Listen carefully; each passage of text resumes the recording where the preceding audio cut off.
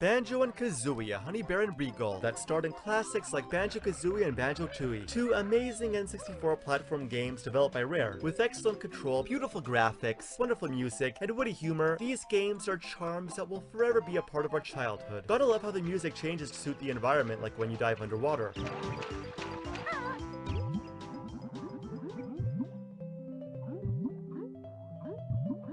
How everyone speaks gibberish, and how Kazooie throws you behind her back when running up steep hills. So whatever did happen to our classic stars?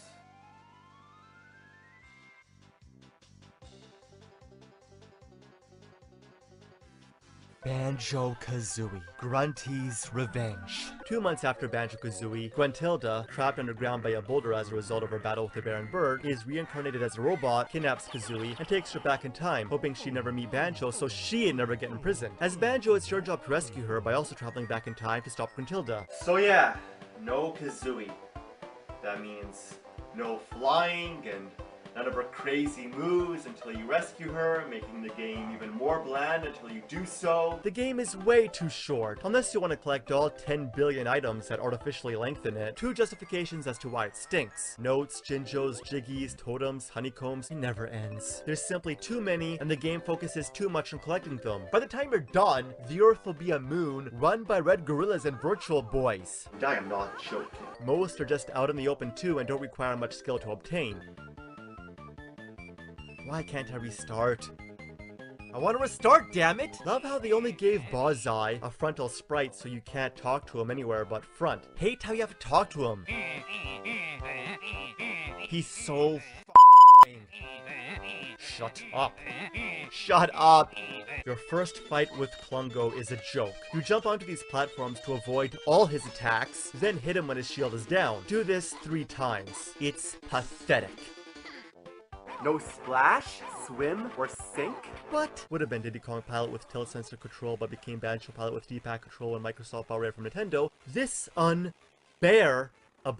disappointment is the blandest nightmare. AI lacks challenge, even for a kid's game. Level design is bad, control is too sensitive. And why do you slow down when you fly over grass? If this was a kart racer, the grass would slow you down because of friction, but this is a plane racer! And a bird and witch flying in planes? I know video games aren't logical, but this crosses a line. Attacking enemies from the rear is almost impossible, and you get too many ice eggs that only affect enemy attack. Graphics and music are fantastic, but the game is still soggy territorial bear markings.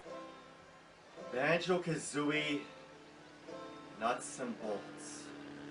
A game with beautifully weird and shiny graphics that took a massive diarrhea on my childhood. Grass is lusciously green and water is sparklingly blue, but almost nothing is like the classics. That would have been fine. Super Mario Sunshine is a masterpiece and it's very different from the classics, but this game strays way too far from its roots, and almost everything that is new, which is almost everything, is shitty. When you start the game, it seems like it's going to be a classic Banjo game, but it's nothing but a lie. This is not Banjo-Kazooie. The Banjo universe is now an 80% vehicle-based Play-Doh Lego sandbox disaster that's barely a platform game, for it lies too heavily on vehicles. Diddy Kong Racing has Banjo and kart, plane, and hovercraft, and then there's Banjo Pilot. Think that's enough vehicles? The story is about a battle between Banjo and Grunty on who owns Spiral Mountain. It's odd, but it works. However, there's only 5 worlds, camera can be annoying, grabbing poles and ladders can be awkward, puzzle pieces don't preview levels anymore, you can make the text so small you would need a telescope to read it, cutscenes are a bit choppy, and while all classic characters look nice, all new ones look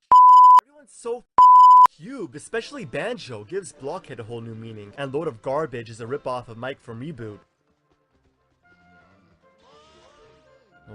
Okay, guess walking through the door wasn't cool enough. Oh look, Banjo and Kazooie flying in an airplane. That makes perfect sense. Kazooie doesn't fly or do any of her crazy moves anymore. She does all but use a wrench. Now she's just a bird in a backpack. Even Banjo's old moves are gone. He also does. Here we go! Whee! That was awesome.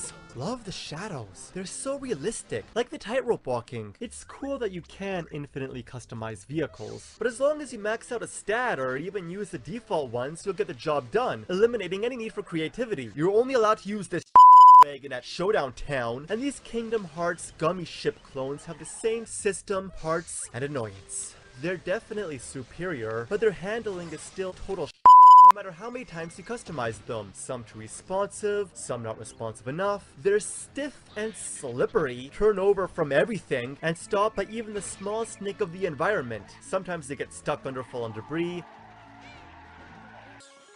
You son of a damn. You stupid. You daughter of a bitch. Sometimes they get stuck over fallen debris.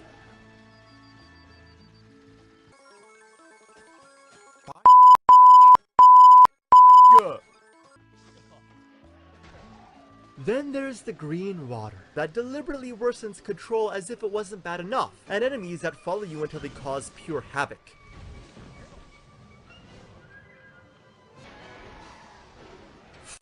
Noodle! No, not the green water. Oh, come on. You don't have to overdo it. They wouldn't be such a pain in the ass if you didn't need them to carry objects that never want to stay inside. Damn it!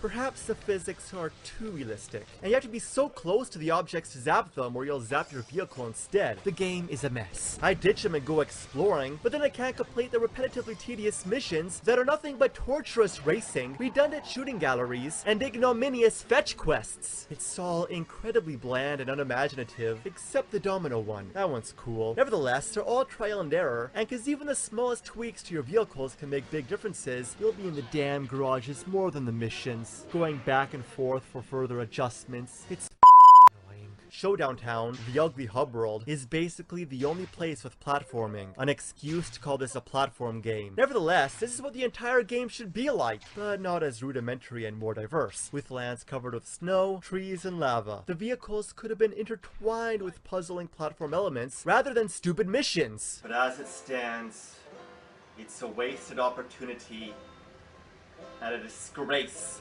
to the Bears' legacy that needs to be rammed up a big bear's bum.